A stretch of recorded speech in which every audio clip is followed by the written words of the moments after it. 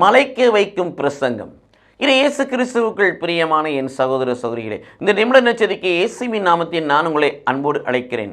மலைக்க வைக்கும் பிரசங்கம். மலை பிரசங்கம் மட்டுமல்ல, இது மலைக்க வைக்கும் பிரசங்கம்.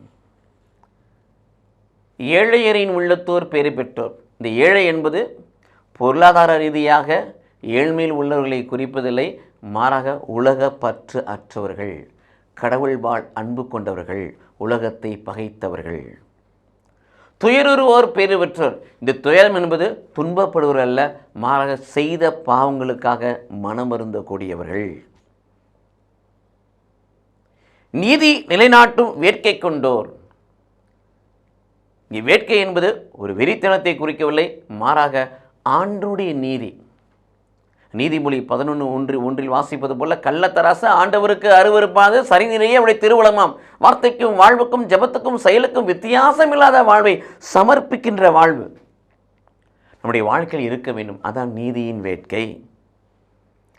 தூய உள்ளத்தோர். வார்த்தையினால், பரிசுத்த ஆவியினால், இயேசு கிறிஸ்துவின் சரீரத்தினால், இரத்தத்தினால், அவருடைய அன்பினால் பரிசுத்தமாக்கப்படுகிற ஒரு நிலை. அமைதியை ஏற்படுத்துவோர். அமைதி என்பது சமாதானத்தை. நாம் சமாதானத்தை கடவுளத்தில் பெற்றுக்கொண்டால் நம்முடைய வாழ்வு சும்மா இருக்காது. நாமும் அவருடைய வாழ்க்கையில் இந்த சமாதானத்தை, அமைதியை ஏற்படுத்துவோம். அமைதி என்பது நிசப்தமான, சப்தமில்லாத ஒரு சூழ்நிலை அல்ல. இங்கே அமைதி என்பது ஒரு நிறைவு, ஒரு நிம்மதி, ஒரு சந்தோஷம், ஒரு மன நிறைவு, சமாதானம். இது இயேசு கிறிஸ்துவுக்குள் புரிய எல்லாவற்றுக்கும் மேலே நீதியின் பொருட்டு துன்பப்படுத்தப்படுவோம். ஒரு வார்த்தையை, கடவுளுடைய வார்த்தையை வாழுகின்ற பொழுது அதற்கான துன்பங்கள் வரும். அதை பொறுமையோடு ஏற்றுக்கொண்டு கடவுளுடைய வார்த்தையை அறிவிப்பதிலும், கடவுளுடைய வார்த்தையை வாழ்வதிலும், கடவுளுடைய வார்த்தையை கொடுப்பதிலும் நிலைத்திருக்கிறார்களே, அவர்கள்தான் நீதியின் பொருட்டு துன்பப்படுவர்கள். இது இயேசு கிறிஸ்துவுக்குள் பிரியமானே.